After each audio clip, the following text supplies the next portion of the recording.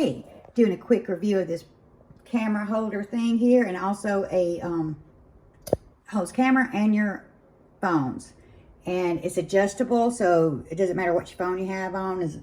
It's adjustable to a certain extent. You can't put your iPad on it, but you can put your phone or your camera. And it also has another a screw on here on this side. You can screw your camera in for and then you also take this off and screw your camera device in there if you have one of those other devices.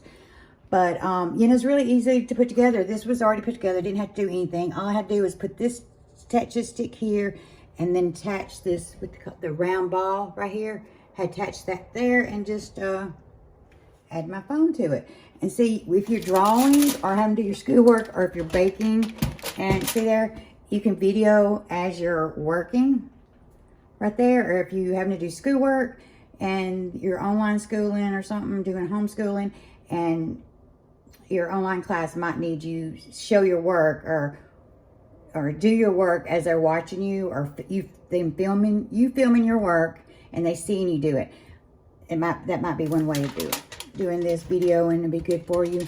But yeah, all in all, this is a pretty good project, you know, for you to do your projects with. I really like it because I've tried a couple of them. This is the only one so far that's actually held up.